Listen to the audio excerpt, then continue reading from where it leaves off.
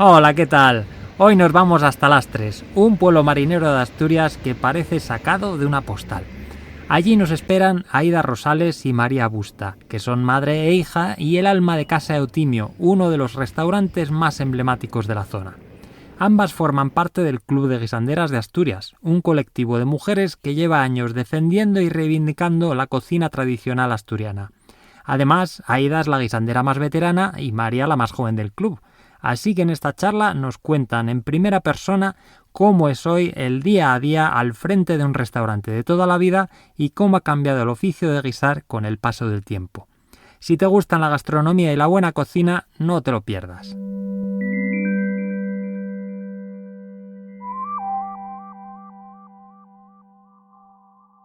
Muchas gracias por acceder a esta encerrona un poco, sobre todo para Aida. Gracias a usted por haber llegado hasta nuestra casa. Pues un placer y además un restaurante precioso con vistas al mar. Y bueno, bienvenidas. Lo primero me gustaría preguntaros cómo empezó todo esto, porque tiene una historia bastante curiosa. Casual del todo. Éramos novios, Eutimio y yo, y tenía aquí él es de Luces, que pertenece a Lastres, aquí a 2 kilómetros, y aquí tenía familia, una tía que venía al Miramar, que está aquí frente a nuestra casa, venía a jugar al parchís, a jugar a las cartas con la propietaria de ese establecimiento, que ya era viuda y jubilada, y otras 2 hermanas solteras que vivían ahí. Y un día le dijo al sobrino: oye, ¿por qué no traes a tu novia aquí, que este negocio se alquila ahora, van a marchar los que están aquí, y por qué no la traes a enseñarle esto a ver si os gusta para vosotros? Y él me lo dijo a mí. Y me dijo a mí, bueno, pues entonces yo, claro, en aquella época no nos dejaban mucho salir con los novios a sitios, aunque fuera de 25 kilómetros de distancia. A los padres se resistían mucho a que fuéramos. Y entonces yo le dije a una hermana que tenía casa en Villaviciosa si nos acompañaba, y el tal día, como el día de San José, vinimos a ver el negocio. Y nada, lo vimos, hablamos con la dueña, con la propietaria, y nos dijo, bueno, era 19 de marzo, día de San José. Nos dijo, si os interesa, corre la renta por vuestra cuenta el día 1 de abril. No teníamos idea de casarnos todavía, no teníamos nada de nada. Nada, yo estaba en casa con la familia, con mis padres, ayudando. Mi marido ya tenía algún ahorro, pero pocos.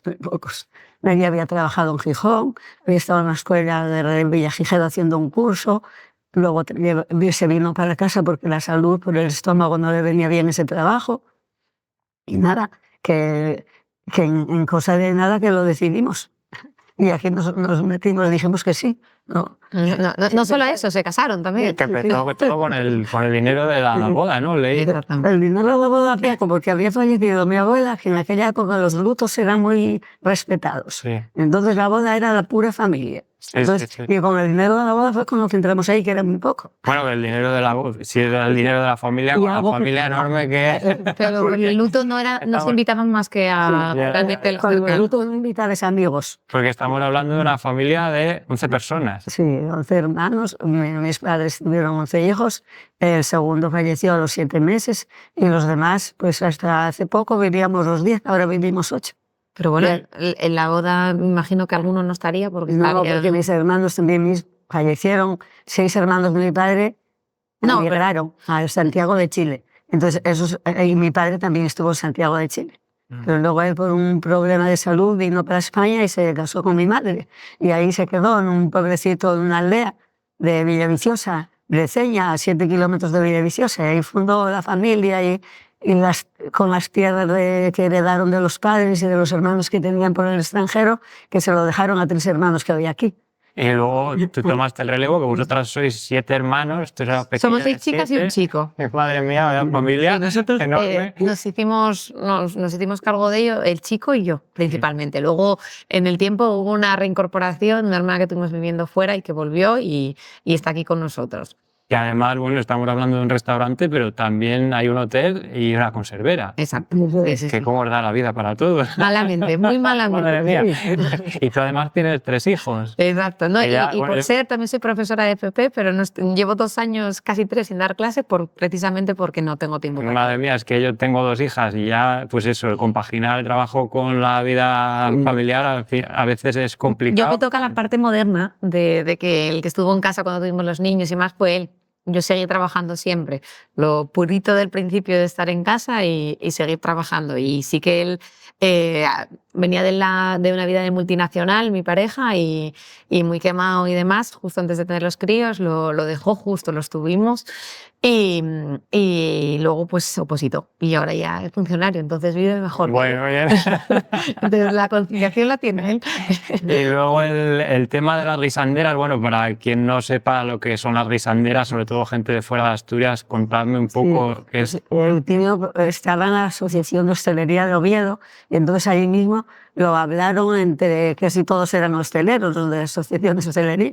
Entonces hablaron de formar un grupo de mujeres, de estas que no teníamos estudios, que estábamos toda la vida trabajando en hostelería, que no salíamos nada, que este era un trabajo de muchas horas, porque en aquella época se trabajaba muchas horas, no era como ahora, todo eso. Y para una vez al mes ir a Oviedo, a los salones de Oviedo de la Asociación de Hostelería, y reunirnos allí y hacer cosas, hablar de cocina y ir a cocinar a un sitio y a otro, y lo más para que saliéramos de casa.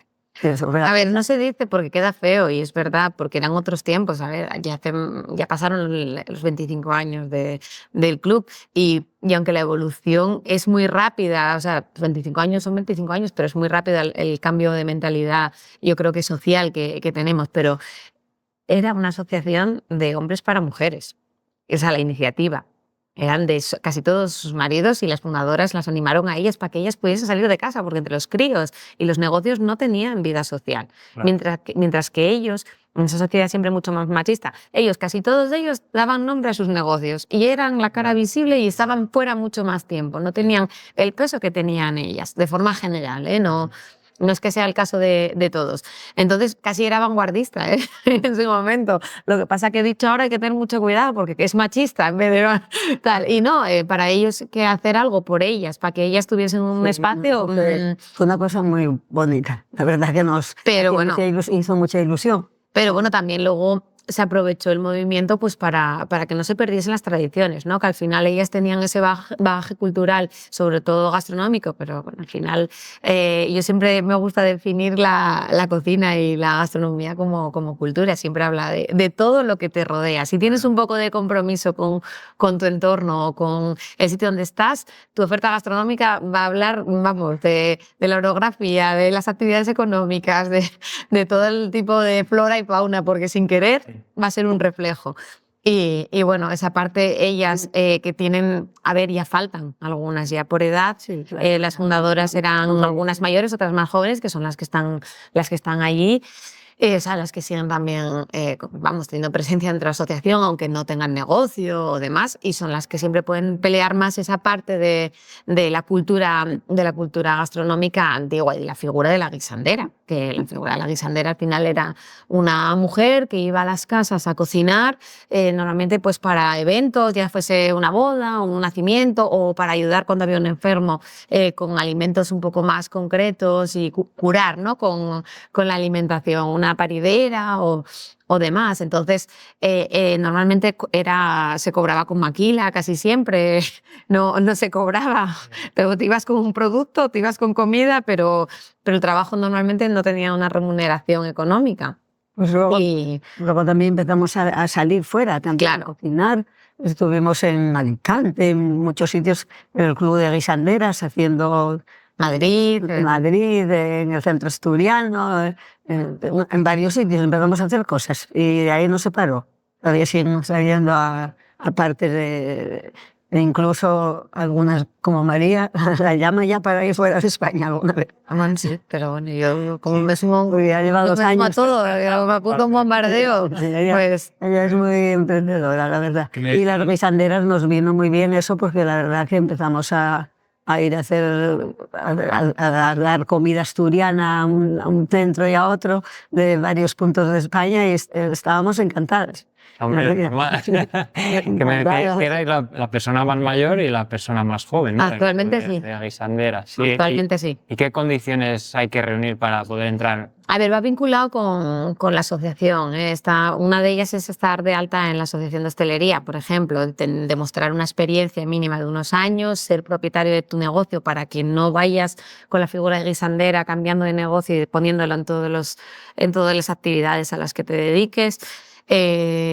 Saber que, bueno, ser mujer, que esa es la parte de, porque muchas tenemos detrás chicos, solo tenemos hijos, o sea que el relevo generacional va a ser de hombres si llega a serlo de alguna forma, pero sí es verdad que la guisandera era una mujer, nunca hacía ese trabajo un hombre y por eso se fijó ese requisito y seguramente se me olvida alguno más de estos típicos de estatuto, pero bueno. Algo que tenga que ver con la cocina, supongo. Sí, hombre, por supuesto, tiene que haber una filosofía y un compromiso con recetas tradicionales. Exactamente, con la cocina. De hecho, eso se comprueba siempre, se va al negocio al que va a entrar un poco a testar que está en la línea, ¿no? Hay que son un poco más modernos, un poco más conservadores, pero bueno, con unos mínimos de amor por el producto y de calidad en el servicio. Entonces, sí, a ver.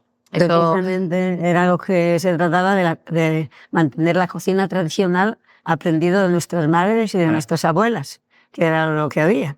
Claro, que antes era lo que se aprendía, ahora siempre hablamos que la cocina tradicional esa nunca va a morir, esa siempre va a estar Esperemos. Nunca, siempre va a estar bien. Que claro, antes eso era lo más importante. Antes todo ese conocimiento pasaba de madres a hijas, que a mí me pasó, bueno, pues mi abuela, mi madre me enseñaron también, pero ahora eso como que se ha cortado un poco. Generalmente no habíamos pasado por la escuela casi nadie. Claro, era había gente que había tenido la oportunidad de hacer el bachiller, de estudiar, que tenían estudios, y otra gente no tenía nada, como yo que no tenía más que la EGB.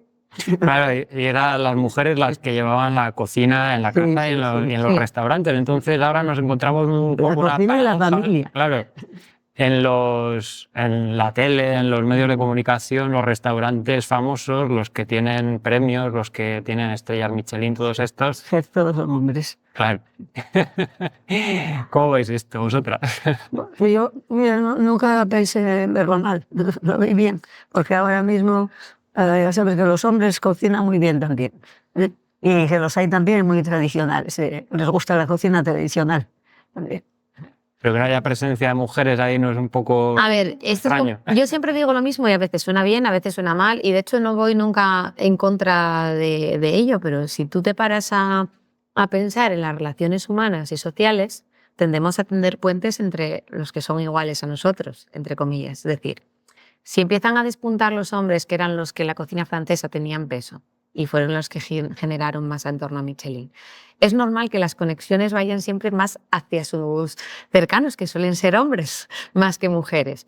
Que no quiere decir que hay una parte en la crianza y demás que a lo mejor pues, mujeres no quieren renunciar a los sacrificios que implica el estar en la alta cocina y demás, que eso pues, descarta una parte, pero yo creo que sí que cuenta, que al final nuestros amigos sean de un género o sean de otro. No quiero decir que tengan estrellas Michelin los hombres porque son amigos de hombres, no, por Dios, no quiero quitar méritos ni nada, pero al final resalta a veces mucho más o tienes una mano detrás que te empuja o que te tiende para decirte sigue este camino y te explica cómo cuando quieras llegar ahí.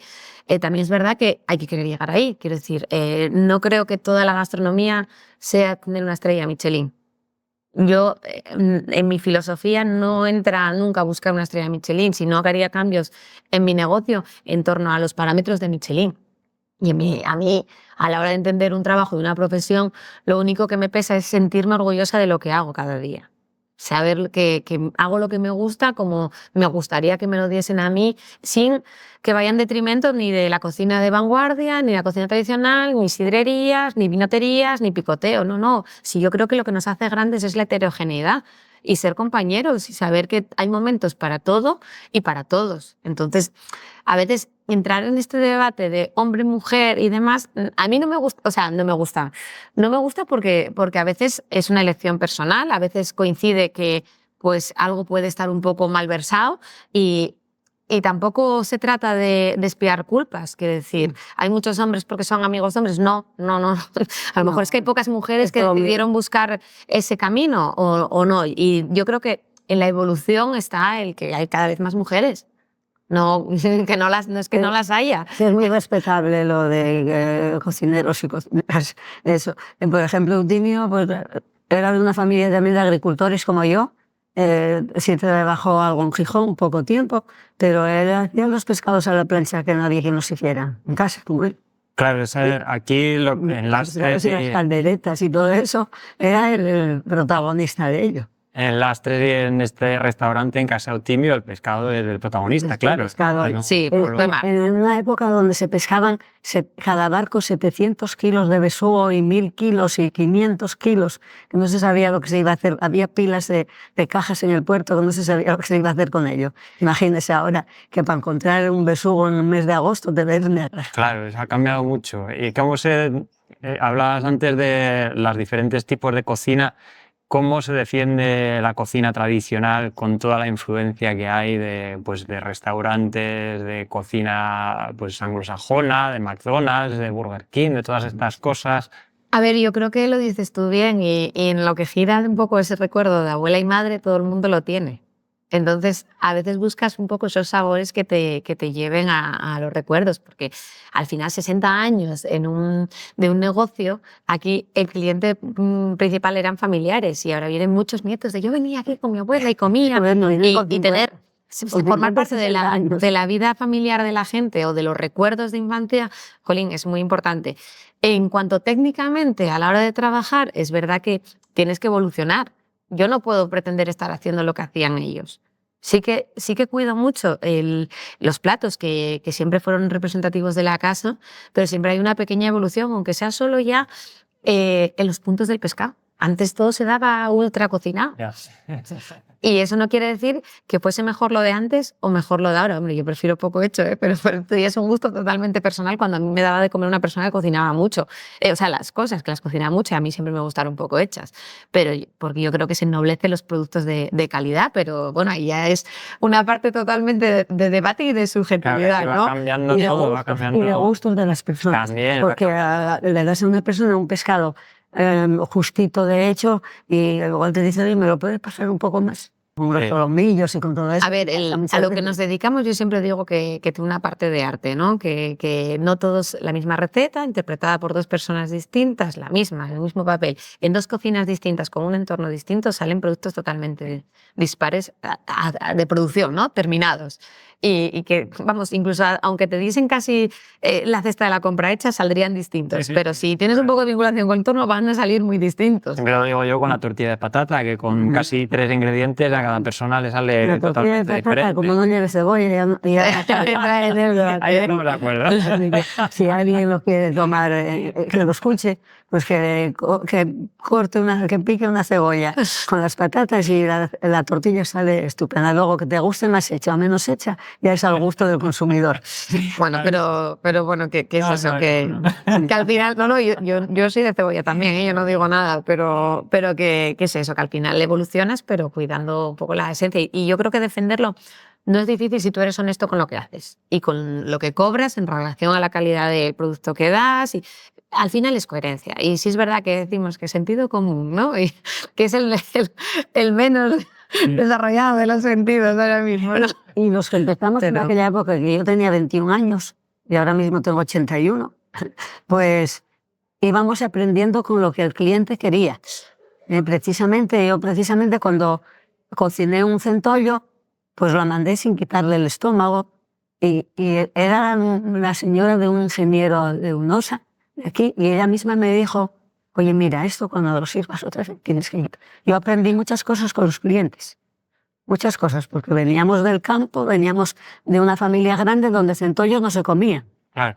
¿Me entiendes? Yo casi no. Bueno, eso también habrá cambiado mucho. No, ahora la información, tú si quieres aprender a manejar un producto que no hayas utilizado, tienes muchas fuentes de información y si tienes un poco de interés, sacas las elaboraciones, no es lo mismo. También la experiencia, no solo el interés, experiencia.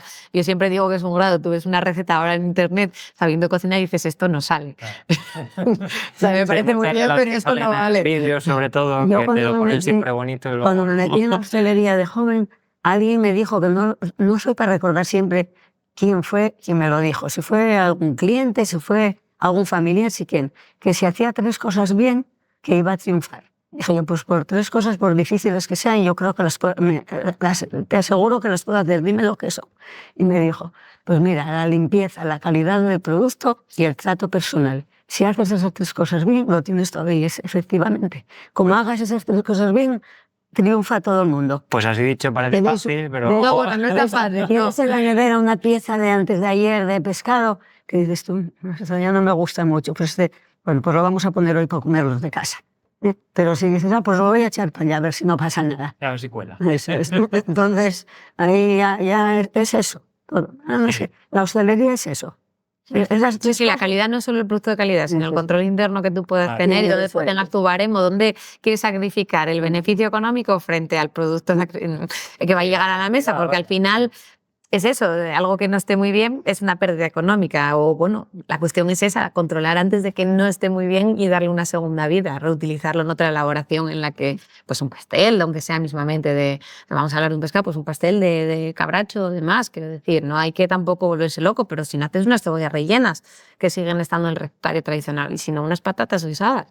Al final hay muchas opciones, la cuestión es que tienes que estar vivo y adaptarte, no puedes estar acomodado. Claro. Es el tema y nuestra carta la verdad que cambia, aunque con elaboraciones bastante sencillas, cambia todos los días.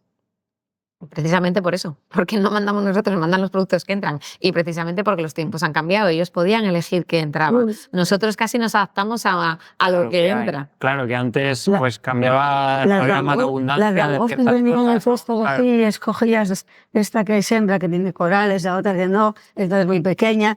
O sea que ahora una langosta no la vemos. ¿Y cómo ha cambiado el resto de las cosas? Todo. Porque la forma de cocinar o sí, eso ha cambiado también mucho. Los instrumentos, la tecnología. Yo el primer año cocinaba sin comandas, imagínese. Hasta que voy aprendiendo.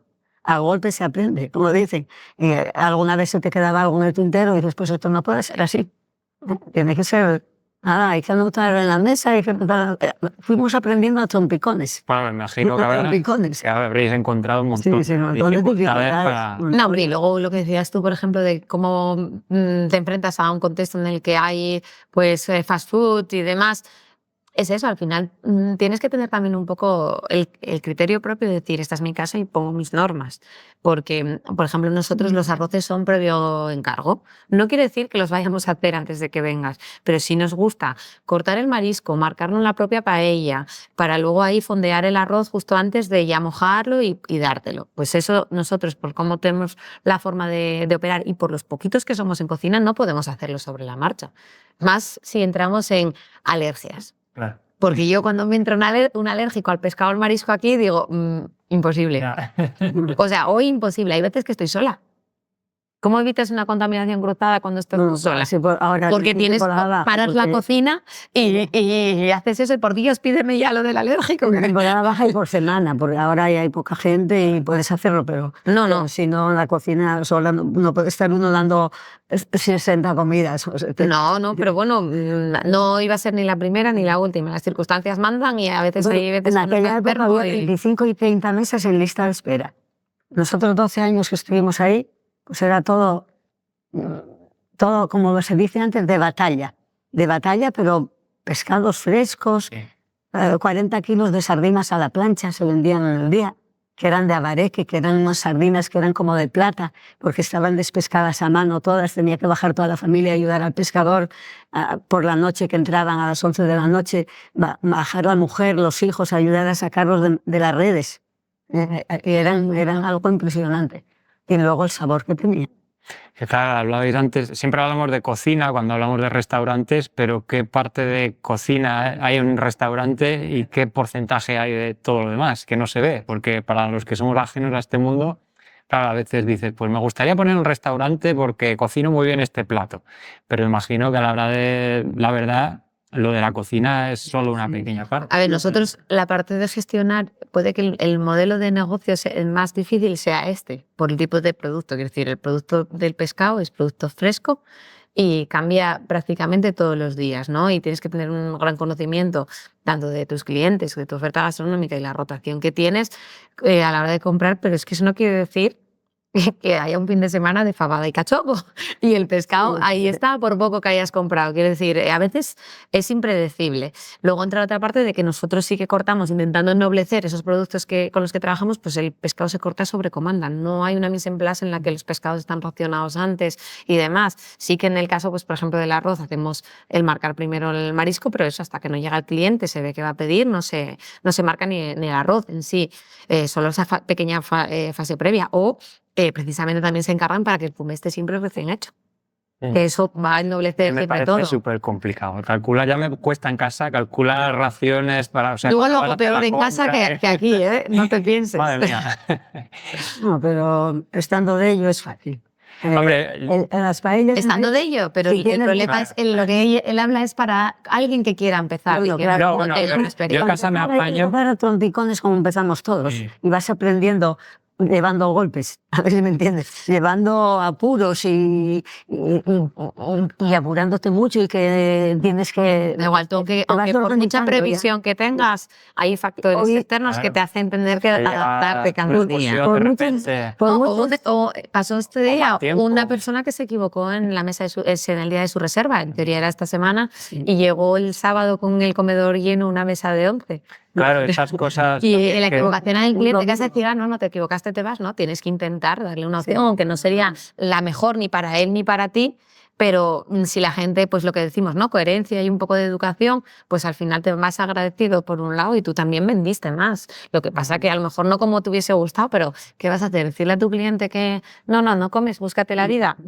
Una cosa de la que se quejan muchos hosteleros, que, bueno, con los que he hablado, que te deja tirada una mesa de 20 personas, por ejemplo, ¿no? Que reservan con 3 meses vista y luego cuando llega el día, pues no se presentan. Aquí pasa mucho en verano, sobre todo el perfil de llaman, ¿quieres una mesa? No, está lleno.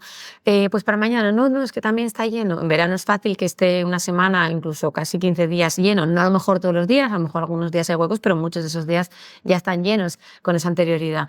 Bueno, pues para el primer día que tengas disponible, y lo normal es que luego se te olvide qué día reservaste. Y eso Pues pasa llama mucho. mucha Entonces, gente. claro, tú puedes tener la herramienta de, llamo el día antes para reconfirmar reservas. Sí, Pero claro, te implica un esfuerzo a ti, una persona que dedica un Claro. tiempo a eso. Todavía anoche llamó un señor y yo recogí el teléfono para confirmar que tenía una mesa hoy encargada. ¿Y cómo ha cambiado esto a la hora de, bueno, desde el punto de vista de la clientela, cómo ha cambiado el cliente desde hace Así de- 50 años hasta hoy? Vamos a los restaurantes el con cliente otras... es mucho más exigente hoy. Imagínense, hay 20 mesas en lista de espera ahí en ese hueco de ahí. ¿Eh? Y la gente esperada, y yo me hago cruces ahora cuando lo pienso. Digo, ¿cómo la gente tendría paciencia para esperar? Porque se vivía a otro ritmo, ahora vivimos muy 20, deprisa. 18, 15, 12, pero hasta 25 mesas en lista de espera y 30 las subo. Claro, eso de... Me he fijado que tenéis en la puerta que formáis parte del club de Slow Food, de comida lenta, que bueno, yo Sí, somos sobre la marcha, trato de pero sí. defenderlo, el comer tranquilamente, disfrutando, haciendo sobremesa, pero eso cada vez es más difícil en un restaurante, ¿no? Pero también por lo que dices, de la actitud con la que vamos, ¿no? Dame de comer, que me quiero ir y no me retengas aquí más tiempo porque queremos... Hay de todo, hay de todo. La verdad que, a ver, estamos en Asturias, yo creo que aquí se disfruta mucho comiendo. Entonces, el que viene muchas veces no va con prisa.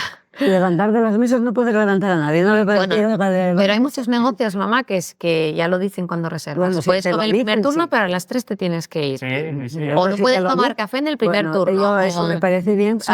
advirtiéndolo, pero si no lo adviertes en esta casa nunca sigue por eso. Tampoco, quiero decir, ahí nosotros nunca lo hicimos. Una vez o dos que alguien, por favor, vamos a la 1 y a las 2:30 tienes la mesa libre, a las 3 hubo que levantarlos. Entonces, es que no...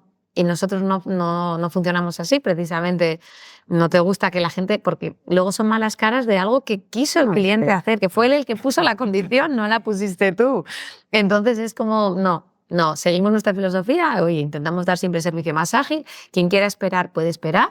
Sí que hay segundo turno cuando la gente lo decide, pero porque lo decide y sabe que depende de que la mesa quede libre, no de que nosotros levantemos al cliente. Pero levantar de la mesa a los clientes nunca. A ver. ¿Y qué tema os preocupa ahora más del momento actual de la hostelería relacionado? ¿Qué dificultades encontráis? Hombre, son a veces casi más vinculadas a la parte empresarial. Yo creo que si eres un poco consciente del contexto económico, entre subidas de coste de materia prima, impuestos y demás, repercutir eso en una carta no es que sea difícil, es que el cliente no es consciente de lo que está pagando. Si tú quieres pagar honestamente a tus empleados, cumplir, estar siempre, tener el producto de calidad y demás, eso es lo difícil. Gestionar eso hay que andar al céntimo para que, aunque los precios sean caros, estén justificados. Pero claro, el cliente tiene que entenderlo. Seguimos teniendo esa parte de, es que, claro, ¿cómo voy a pagar 35 euros por una ración de pescado si como en McDonald's por 10? Bueno, sí, McDonald's comes por 10 lo que comes, que tú vas a por ello, tú te lo recoges, tú recoges tu mesa, no tienes mantel, poco más te falta limpiarla y lo que estás pagando. Con la subida de los productos ahora es complicado. Yo soy de las que digo que mucha gente no vamos a poder salir de casa a comer a un restaurante por la economía. Se va a acabar transformando un poco en un artículo de lujo salir a comer, dependiendo en qué perfil, pero con una cierta calidad y que no tengan necesidades de una estrella Michelin. Mira que las estrellas Michelin siempre están un poco en España con unos precios muchísimo más bajos de los que tendrían en Francia, por ejemplo, y ya por ir a los vecinos, no irnos más lejos. Son de los más económicos a nivel mundial y con calidad. Quiero decir, en general, todos los estrellas Michelin vas a comer con una calidad, con un poco de vanguardia, con diferentes aspectos que se pagan y que en otro lado valdrían el triple. Y yo creo que se pone todo cada vez más complicado. De hecho, los estrellas Michelin casi siempre hablan de la parte de que sus negocios son deficitarios, de porque tiran de muchos stallers y pueden tirar con eso, pero casi todos tienen otra línea de negocio que es la rentable. Y eso se nota en la clientela. Tengo un amigo que tenía un restaurante, ya lo dejó, y decía que, bueno, que ahora cada vez se nota más que llega gente, un montón de personas y piden un plato sencillo y ya. Cuando antes, pues sí, para compartir. ¿Eso lo habéis notado también? Hombre, siempre hay. Pero bueno, no es precisamente esta casa que le ocurre eso mucho, pero bueno. No pasa. Sí, va cambiando la tendencia del cliente. No hay una evolución y eso es una realidad. Y bueno, a veces, es que yo que sé, aquí también puedes comer una fabada. No tienes que comer. El precio medio puede poner, como en las guías que se pone el precio medio del cubierto. Ostras, que si te comes un bogavante y bebes una botella de champán, ya por poco más que tal, el cubierto, el precio medio va a subir muchísimo frente a que te tomes unas croquetas y una fabada. Se usa mucho también lo de pedir unos aperitivos de entrada y compartirlos. No, y el marcha y pasa, los platos únicos, cada vez más. También es verdad que es una casa que los racionados no son pequeños tampoco, entonces hay que entenderlo como que es comida suficiente también, que no es que este concepto de salimos a comer y venimos redondos, que tenemos los asturianos, no pasa en todos los sitios. Sí, se nota mucho dependiendo del sitio. Claro, aquí cuando viene gente de fuera y te encuentras... Bueno, de Madrid a Lastres, las raciones de tamaño, hay una diferencia tremenda de una capital a un pueblo de estos. Y se notan las modas, la fiebre del cachopo, por ejemplo. Sí, se nota siempre. A ver, ellos ya hacía tiempo que lo tenían y sí es verdad que un poco animados en su momento, el año que se hizo el primer concurso de cachopos en el Gourmet, pues en amistad con David y demás, venga, anda, vosotras en Sandera, hacernos algún cachopo y tal. Y yo ese año lo gané, el primer año. Es que y digo, no puede ser. Por la noche. Por colaborar un poco y tal. Llega esto, no, que mañana iba para Madrid el día siguiente para el concurso. Iba con los gemelos recién nacidos casi, y de hecho me acuerdo estar en el concurso con un chupete en el bolso del pantalón y decir, ay, se lo tenía que haber dejado a mi marido, tal, no sé qué. Y le dije yo, María, está muy bueno, vas a ganar. Y efectivamente ganó. No, por eso si tú no habías probado a los demás, eso tampoco... Es que no era un cachopo de jamón y queso. Eran cachopo de boletus. Bueno, no, pero sigue siendo, es un queso, o sea, el nuestro lleva cuba de Llonín, jamón ibérico y Era diferente, no lo había. un boletus que confitamos, no es que sea nada del otro mundo, volvemos a lo mismo. Al final yo no utilizo la carne típica que se utiliza para hacer los cachopos, utilizo babilla, que me complica hacer el cachopo, pero es una carne muchísimo más tierna. Entonces, volvemos a lo de siempre. Al final estés algo convencido de lo que estás haciendo, ¿no? Y que no tienes que ir a grandes mezclas o cosas raras para entonces ir más del lado de la vanguardia en cuanto a maridajes y demás. En el Salón de Gourmet de Madrid, pues era lo que se preparaba aquel día. Y ella no tenía ayudantes, fue sola. Y todos tenían algún ayudante. Bueno, no iba con mucha esperanza de nada, ni con intención de ganar. No, me tocó salió premiada. Me tocó salir la primera también, que no suele ser muy bueno ser el primero. Bueno, así te quitas la presión. Yo debo decir que a mí el cachopo le tengo un poco de manía, ¿eh? Me gusta, pero digo, jolín, con los platos buenísimos que hay en Asturias. No, y porque no es representativo de Asturias. Claro, y pasó a ser representativo cuando no lo es. Y probó el boletos. Ella sigue. Pero me lo apunto. No, sí, a mí me gusta, pero tengo manía por eso, porque, jolín, con los platos que hay en Asturias, yo qué sé, cebollas rellenas, calamares con arroz, incluso pote. Yo, para mí, vamos, la piedra angular de la cocina asturiana es el pote. Eso os iba a preguntar, ¿fabada o pote? Tú pote. Pote. A mí es el plato de... A mí me gustan las dos cosas por un igual. Claro, yo es que ahí estoy. Cuando hay pote... Es que el pote para mí es, porque la fabada, bueno, también varía mucho, lo mismo de cada casa, ¿no? Cómo lo cocines y más, pero es que el pote es, como siempre lo dicen ellos, es el guiso tradicional de verdad de Asturias, era el de cuando había hambre, y llevaba lo que había. Y por eso es tan distinto de una región a otra, o sea, de una región, de una zona, de una localidad, pequeña localidad a otra, quiero decir, unos están con el butillo, con el chosco, que en otras...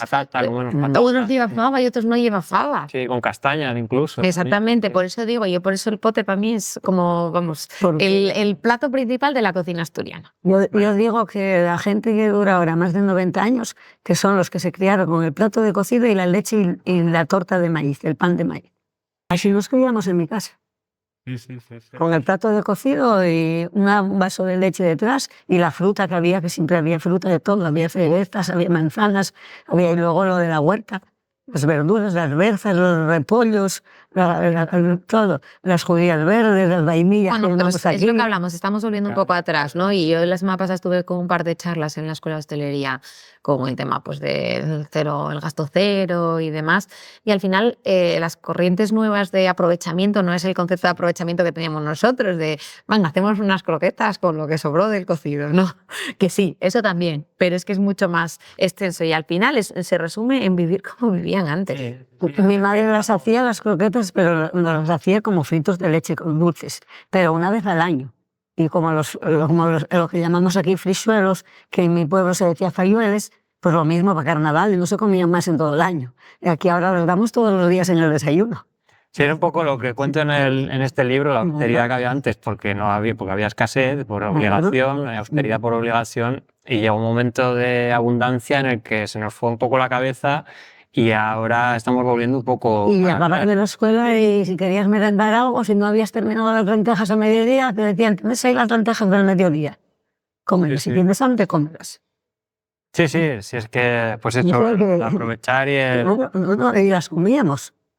Pues no es eso, tú ahora vas a hacer la compra y cuando vuelves, como hagas compra en cualquier centro un poco rápido, lo que crece rapidísimo es la bolsa de plásticos, el cubo de los plásticos. Yo digo, es que no caben más. Y intentas coger granel, intentas coger alguna cosa, pero hay veces que vas con prisa y coges la bolsa que lleva 1 kilo directamente. Inconsciente. No, es que hay veces que no hay opción, exactamente. Entonces, inconsciente lo hacemos todos, pero de papel no existe, porque además... El papel lo cargas y cuando vas por la puerta ya lo vas perdiendo. Sí, es cierto, pero bueno, no referimos a eso, sino a los envases pequeños. Yo qué sé, hay que inventar algo. Verdes, hay que inventar algo, los inventores de productos. Pero no interesa. Ya están inventadas, como lo que se hacía antes de reutilizar las botellas. Como decíamos, un cesto de lo que hacían los gitanos en este gitano. No, y la bolsa de la botella de la leche. Las botellas de vino vino de gaseosa que Sí, llevaban a eso. la tienda y se... Pero, por ejemplo, los caserinos tenían, y bueno, yo creo que la siguen teniendo en el mercado en la Villa, que son una empresa, bueno, de quesos y demás, una máquina donde tú vas con tu botella y rellenas la leche. Sí. Y vuelves y sigues Sí, ahí todavía hay, rellenando todavía la hay leche algún fresca. sitio. Pero no, Entonces, a ver, la cuestión es que somos unos cómodos. Entonces, cualquier cosa que implique un esfuerzo o perder un minuto, no lo hacemos. Claro, pero bueno, tampoco nos lo ponen fácil porque al final somos nosotros como consumidores los que tenemos que hacer ese esfuerzo. Claro, claro, sí es Tenemos que verdad. hacer el esfuerzo para comer de forma saludable, tenemos que hacer el esfuerzo para no comprar plástico. No, no es Cuando verdad. si nos pusieran las cosas más fácil, pues no sería tanto esfuerzo por nuestra parte. Entonces, el problema está en que generacionalmente hay pues También el cambio de mentalidad. sí, y están creciendo viendo esto. Al ver esto es lo que van a entender como normal. No hay tanta alternativa para elegir, no es que tú vayas a un sitio o a otro. Entonces, cuando no tienes mucho donde elegir, ellos entienden esto como normal. Es como cuando decimos, ¿dónde viene la leche? ¿Del supermercado? Que hablando de las modas, del turismo y de todas estas cosas, no sé cómo ves el tema de la masificación turística, que en Asturias está siendo un problema cada vez más importante. A mí me preocupa especialmente bien. porque, bueno, el turismo sí está muy bien, pero cuando eso ya es Cuando se excesivo, desborda, claro, no sé si... está ocurriendo. lo Los va- pueblos pequeños están Claro, en un pueblo como este, imagino que... Aquí- A ver, aquí lo bueno que tienen los pueblos como estos es que hay un momento en el que no hay capacidad para más. Lo malo es que la imagen que se lleva el turista. Quiero decir, yo muchas veces, aquí el problema es el aparcamiento. Cuando tú hablas con los organismos para decir hay que buscar una solución para esto, a veces es, pues se prohíbe que entren con los coches. Digo, sí, a mí me parece fenomenal que no se pueda entrar en verano con el coche, pero claro, hay que dar una alternativa. Y esto hay un momento, pues si el pueblo tiene capacidad para X personas, tendrá el aparcamiento que lo reciba a las puertas capacidad para X coches. Será proporcional, o debería. Y entonces así se puede canalizar un poco cómo funciona esto. Al final, ¿qué está pasando con subir a los lagos? Por ejemplo, no queda otra forma de tener que poner una barrera, porque si no, no se puede controlar. En el tema de esto se nota también en el tema de la hostelería, la masificación. de que llama mucha repercute- gente y está para comer y que no hay manera de comer. Hay momentos que tienes sitio. que dejar de atender el No teléfono, por ejemplo. Si tienes que hacer reservas si quieres comer en algún restaurante, si no, no puedes comer. Una de las cosas que personalmente he notado en algunos sitios, no lo digo aquí, claro, porque no conozco tampoco, pues es que están abriendo muchos restaurantes. Bueno, los que había, muchos han bajado la calidad y han subido los precios. Han abierto muchos nuevos que yo llamo restaurantes IKEA en los centros de las ciudades, que son todos decorados igual, que sirven comida precocinada, que bueno, que no tienen, para mí no tienen valor ninguno, que son todos iguales. Y bueno, a mí me parece un problema esto, que no sé hacia dónde vamos con esta situación, no sé cómo lo veis. Por buen sitio no vamos, ¿no? A ver, por eso decimos que, bueno, que al final el tiempo, llevar 60 años abiertos quiere decir que algo estás haciendo bien y que tienes que un poco seguir pues poniendo en valor lo que tú haces. Más que a veces ir en contra de estas tendencias, no por nada, sino porque suelen caer por su propio peso. Yo creo que al final, como todas las novedades, ¿no? Pueden ser un punto de reclamo, pero al final acaban desapareciendo o bajando porque no es una necesidad ni es lo que quieras para todos los días. Y sí es verdad que, hombre, a favor de ello, alguien que vive de la gastronomía, que disfruta con ella y que la ama, por decir una forma, pues hombre, siempre estás mucho más de los negocios que tienen alma, de las personas que hay detrás de esos negocios, de las historias, de las familias, ya no solo de la oferta gastronómica. Yo creo que suma un poco ese entorno. Y también a lo mejor peso de esta tendencia es que si te das cuenta cada vez están volviendo la gente al pueblo, a abrir sus negocios, a buscar esa pausa y ese sitio, ¿no? A decir, venga, mi identidad está vinculada aquí y quiero que mi casa y mi profesión la represente, ya que, a ver, ahora no es como antes que las carreteras, llegar a los sitios costaba muchísimo más, ahora hay mucha más accesibilidad y yo creo que también respalda un poco que estas iniciativas vayan adelante. Yo creo que hay que poner en valor eso y en vez de ir en contra del otro, yo creo que va a acabar cayendo un poquito por su propio peso, ¿no? Sí que hay una gente joven que tira mucho de ello, pero que luego al final no son los que tienen el mayor respaldo económico, ¿no? Para que los sitios sean viables. Luego. ¿Y qué os parecen los platos precocinados estos que son todos iguales? Bueno, no sé si en Francia van a sacar o han sacado ya una norma para que se avise qué platos están elaborados en el propio negocio. Eso es, porque hay, pues, por ejemplo, las croquetas, muy común, que se sirven precocinadas. Y en muchos sitios ni se avisa, o incluso se dice que son caseras, cuando en realidad son prefabricadas. Algunos dicen, mira, es que en el paquete trae caseras. Claro. Entonces yo no sé si esto se interpreta como un engaño o como o sea, por parte de la clientela, o como una herramienta que facilita la tarea al restaurante. No, eso no tenía que ser las croquetas, pero tenían que ser hechas en casa. Pero es un debate más grande, porque luego los restaurantes que tienen cocina de producción, yo sí que creo que la gracia está en que cocines tú, pero bueno. Y comida hecha del día y sobre la marcha. Claro, bueno, cada vez escasea más esto. ¿Cómo veis el futuro en este sentido? Aquí lo que se vende casi todo es sobre la marcha. Casi todo. Sí, hombre, a ver, sigue habiendo fabadas, sigue habiendo cebollas que implican guiso, ¿no? Y demás, pero sí que a la vez girar en torno al producto fresco y al pescado y demás, es que no hay mucho margen, ¿eh? ¿Y cómo veis el futuro en la hostelería y en la relación con los clientes, en la cocina tradicional, la gastronomía? ¿Sois optimistas? ¿Sois pesimistas? Yo creo que a la gente tratándola bien, siendo atentos con ellos, educados, no tienes ningún problema con ellos, dándoles buen servicio, no tienes ningún problema con los clientes. ¿Y el panorama general? El panorama general, pues, ¿a qué se refiere? Pues la situación de si la gente va a seguir comiendo platos tradicionales, por ejemplo, o si van a dejar de cocinar en casa, o si los restaurantes tradicionales van a quedar un poco arrinconados, o si van a subir para arriba, se van a valorar más. No sé, porque la hostelería es un trabajo duro. Hablamos del campo y de todo eso, pero la hostelería es un trabajo duro. Para hacer las cosas bien hay que trabajar mucho y hay que preocuparse mucho de las cosas. Y yo creo que las sociedades que tenemos detrás de nosotros, como mis nietos, que no van a tener el espíritu de sacrificio de la gente de ahora. Pues no los nietos escuchando.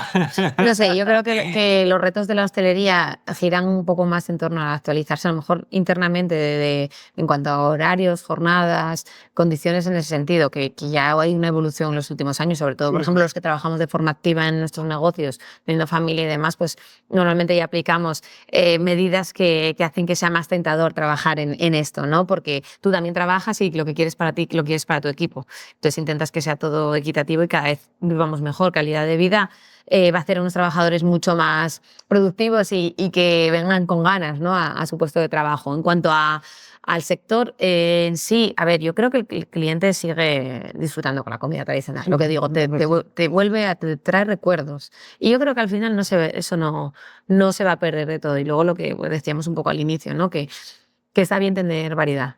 ¿Qué más te da que te vayas a comer a un restaurante de vanguardia donde vas a comer un pote, pues deconstruido, vamos a decir que se hacía más antes, ¿no? Una interpretación del pote si no sabes cómo sabe el pote.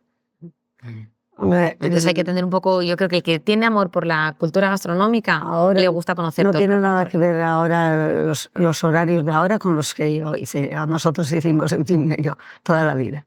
Y yo antes de las 4 de la mañana no me iba a la cama nunca, dormía 3 y 4 horas, toda la vida.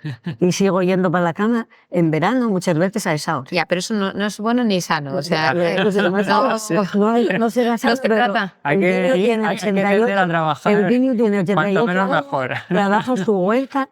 Ayer todavía hizo una tartera de dulce de manzanas. Pero lo hace porque le gusta.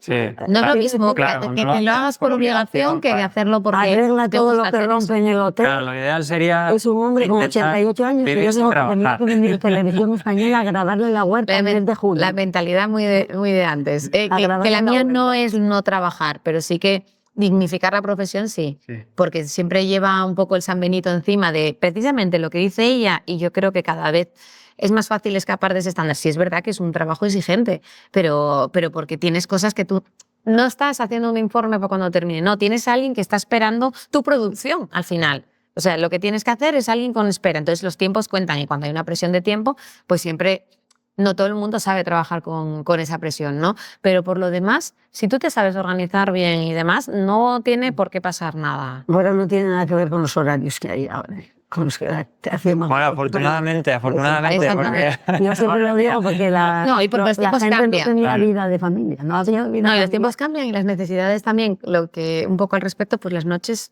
en los pueblos ya hace años que murieron, pero después del COVID en las ciudades están muriendo Aquí también. no hay donde Y la cenar, mentalidad día de y el con- semana por invierno, y los ni por la consumos- primavera. Los consumos cambian mucho en función también de la demanda del cliente. Has hablado siempre, a lo largo de la charla sobre los recuerdos que trae la comida casera y siempre hacemos en este podcast 3 preguntas clásicas. Una es, ¿qué comida o qué alimento de vuestra infancia os transporta a esa infancia, a ese momento feliz de vuestra infancia? ¿Qué comida o qué alimento os permite hacer ese viaje en el tiempo? No lo sé, es difícil. Nosotros sí que la había que preparar. Yo siempre digo, mi marido tiene 88 años, trae una válvula desde hace 10 años y fue el otro día a revisión y le dijo que si comía plato de cuchara. Yo siempre digo que los platos de cocina. Sí, pero a ti alguno en concreto que te lleve a la infancia. Que te lleve a un recuerdo de infancia. Ha algo que habido comías. días de fiesta que había cosas especiales. Pero el plato que El te plato- lleva a ese recuerdo. Comida, Pues el plato, yo creo que de aquella que nos gustaba todo, porque Pues yo era lo que había. yo Era lo que creo- había. Un día pote, otro día lentejas, otro día arroz. No, macarrones no, yo nunca los vi en mi casa de pequeña. Nunca vi macarrones en mi casa de pequeña. Pues yo creo que a mí los tortos, mi madre hacía tortos de maíz Sí, fritos, pero claro. no pequeños, Y grandes, eso, una el pan. torta para comerlos con leche y normalmente eso era los lunes, que era cuando cerraban para cenar. Qué rico. Y yo la Y es algo torta que- cocida encima de la chapa de la cocina me gustaba caliente, pero después no me gustaba. Cuando se hacía una cesta de mimbre para todo el día, cuando no me gustaba. Luego, cuando ya se compraba en casa un saco de harina de 100 kilos y mi madre hacía el pan, eso sí me gustaba. Y el pan, mi madre, el día que se hacía, no se comía. Hacía unas tortas encima de la chapa de la cocina gordas, que sí se comían aquel día, porque no suplía. ¿Sabes lo que quiere decir no suplir? La palabra es que no rendía, que lo comíamos todo, comíamos un pan. Que lo para comerlo rápido. Que no me renta, ese era- para que dure más. Entonces no fundía. Entonces había que Sí, sí. esperar al día siguiente o 2 días para empezar a comer los panchones, que tenían que durar toda la semana, el pan ese. Y porque se hacían en las fornas esas que había y en los hornos de leña de la cocina. Pero donde éramos 12 para sentarnos en la mesa. Vale, es que había mucha gente ahí para dar de comer, ¿eh? Bueno, luego ya cuando los hermanos se iban entrando en quintas, como se decía en aquella época, tenían que ir al servicio militar, ya marchaban para... Yo tengo todavía vivos 2 hermanos en Chile con 90 y tantos años, 92 y 94 años. Uno falleció en Argentina con otros 90 y tantos, Vale. y el mayor falleció aquí con 94 también. ¿eh? O sea que vivimos 8 hermanos todavía. Y el segundo falleció a los 7 meses de las enfermedades infantiles, que no había vacunas ni había nada. Claro, que esa es otra de las cosas que ahora parece que las Y vacunas son visitándolo malas. al médico, que Sí, bueno, otro debate, otro mito, ¿no? De si bueno o malo. el dueño de la fábrica Gaitero, que era médico, el padre de él tal, era vecino del barrio mío, y iba a pasar por allí todos los días a ver el niño y a preguntar si todavía estaba vivo. Gente. Otros tiempos. Sí, sí, bueno, menos mal que van cambiando. Pues otra de las preguntas que hacemos en este podcast es que el invitado anterior propone una pregunta para el siguiente invitado sin saber quién es. Entonces, la invitada del programa anterior, que era una nutricionista, Lidia Folgar, propuso una pregunta para vosotras sin saber quiénes erais, que era, si tuvieseis potestad para ello, ¿qué política pública implantaríais para mejorar la alimentación de la población? Ahí está. Yo pondría eso, el plato de cuchara. Obligado. Por ley. Hombre, yo... Yo me dijo que el marido fue el otro día a revisión y le preguntó el doctor, el cardiólogo, que si comía plato de cuchara. Y dice, todos los días. Y tiene 88 años y está trabajando en la huerta. Y arreglando todo lo que rompen en el hotel, si hay un grifo que se estropeó, si hay una cisterna. Pues claro que sí, Y vida activa haciendo también es... botas de dulce de manzana así. Pues yo sí que creo que a nivel de educación tendría que haber una asignatura, un poco de economía doméstica en general. Lo pondría así. para que aprendan un poco a gestionarse, y eso implica también la gestión de la comida, de la cocina, que tocase esa parte. Sí es verdad que hay iniciativas que cada vez nosotros en un cole muy chiquitito intentamos siempre caminar un poco haciendo, bueno, que participen de todo, ¿no? De la vida de su entorno y demás, sobre todo porque muchos de los críos son hijos de hosteleros también y tal. Y en Eurotalk es promovido por Santi, que es de Huelva. Se hizo un libro que trabaja de forma transversal pues las matemáticas, geografía y demás a través de recetas de cocina. Ah, qué guay. Entonces, eso a veces pues intentamos implantarlo como bueno, no es una extraescolar, pero sí que como un proyecto dentro de los que se trabajan en proyectos en los coles. Pues ya para acabar os propongo que lancéis una pregunta para el siguiente invitado, una pregunta sobre la alimentación, la que os parezca. Y tampoco sabemos quién es el siguiente invitado. Pues no sé. Lo sabes. Me pregunta. Yo tiraría a qué es lo que más cocina en casa o algo así. Bien, bueno, pues nos quedamos con esa. Yo si me permite decir otra, Sí. diría que cuidaran mucho de la limpieza de las cocinas. No, pero es una pregunta. Una pregunta. No una Una sugerencia. pregunta. Podemos preguntar una si pregunta. limpia en casa. Ah, bueno, una pregunta, ¿cómo podría mejorar? ¿Qué es? No, porque yo siempre tiro mucho a esos platos que tienen recuerdo, pero esa ya la tienes tú. O sea, Claro. Bueno, pues dejamos esa pregunta, la dejamos aquí. Muchas gracias por habernos acompañado en este nuevo episodio. Y bueno, espero que os haya gustado. Pues gracias a usted por haber elegido nuestra casa para venir a Un placer. hablar con nosotros. Encantados. Un placer. Seguramente que se nos quedaron en el tintero muchas cosas. Muchas cosas, Sí, porque que se nos temas para ocurren hablar. después. No, hombre, y hay temas muy delicados de los que hemos tocado que dan para hablar mucho, y hablarlos así rápido suena siempre fatal, suena a sentencia. Entonces, no. Pero bueno, no tenemos tiempo para más, así que hasta aquí. Yo si quiere que vea alguna Va a hacer el A ver. mismo programa ella. le digo lo que me dijeron a mí cuando empecé. Que hagan 3 cosas bien y que lo tienen todo. Muy bien. Que es la limpieza, el trato personal y la calidad del producto. Con eso que lo tienen todo. Pues que tomen nota los futuros hosteleros, bueno, y los presentes, que hay alguno que también. Pues nada, hasta aquí hemos llegado. Muchas gracias por estar ahí, si es que seguís ahí, espero que sí. Espero que os haya gustado este programa y nos vemos y nos escuchamos en el siguiente. Gracias.